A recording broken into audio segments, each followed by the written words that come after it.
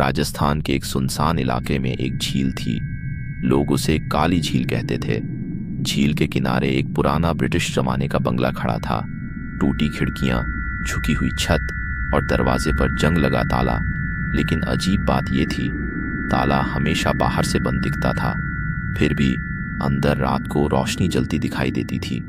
अर्जुन, मीरा, कबीर और त्रिशा 4 दोस्त road trip पर थे। रात के 11 बजे उनकी गाड़ी अचानक उसी झील के पास खराब हो गई। मोबाइल में नेटवर्क नहीं, आसपास कोई गांव नहीं। तभी मीरा ने इशारा किया, वो देखो, उधर रोशनी जल रही है। सबने झील के पार उस पुराने बंगले को देखा। एक खिड़की में पीली रोशनी टिमटिमा रही थी। चलो वहीं चलते हैं, अर्जुन बोला। बंद दरवाजा पर खुला हुआ। जब वे बंगले के पास पहुंचे तो दरवाजे पर ताला लटका था। ये तो बंद है, कबीर बोला। अर्जुन ने ताले को छुआ, वो जमीन पर गिर गया। दरवाजा अपने आप चर्रर की आवाज के साथ खुल गया। अंदर घुप अंधेरा था, लेकिन ऊपर वाली मंजिल पर वही पीली रोशनी जल रही थी। त्रिशा की आवाज कांप रही थी, हमें वापस चलना चाहिए। तभी पीछे से दरवाजा जोर से बंद हो गया। धड़ाम! दूसरी मंजिल सीढ़ियां चढ़ते समय ऐसा लग रहा था जैसे कोई उनके पीछे पीछे चल रहा हो। कदमों की आहट, धीमी फुसफुसाहट। तुम लोग आ ही गए। चारों ने एक साथ पीछे देखा, कोई नहीं। ऊपर पहुंचते ही उन्हें एक कमरा दिखा। कमरे के बीचों बीच एक पुरानी लकड़ी की कुर्सी थी। उस पर कोई बैठा था, सफेद बाल, झुका हुआ सिर। कौन है वहां?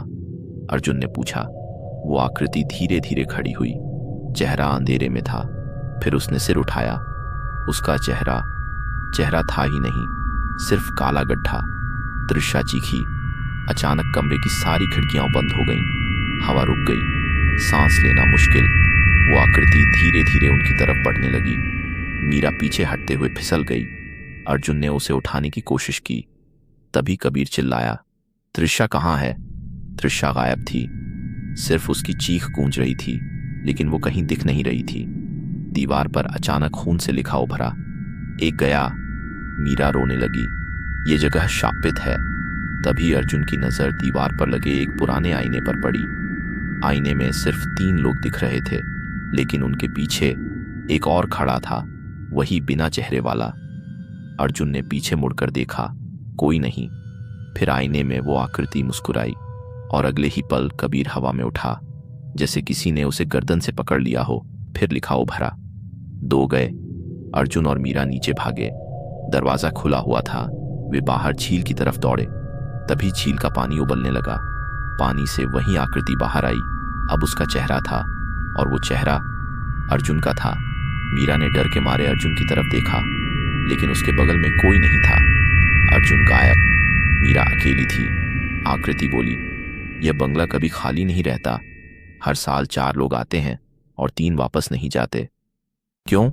मीरा रोते हुए बोली, क्योंकि चौथा बन जाता है अगला रक्षक। मीरा पीछे हटने लगी।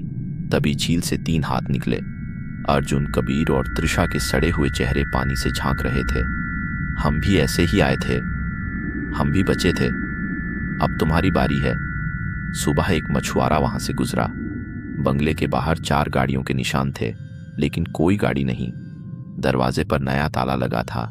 अंदर दूसरी मंजिल के कमरे में एक कुर्सी पर कोई बैठा था, सफेद बाल, झुका हुआ सिर। धीरे धीरे उसने चेहरा उठाया। वो मीरा थी, लेकिन उसका चेहरा नहीं था, सिर्फ काला गड्ढा, और दीवार पर खून से लिखा था, फिर मिलेंगे अगले साल।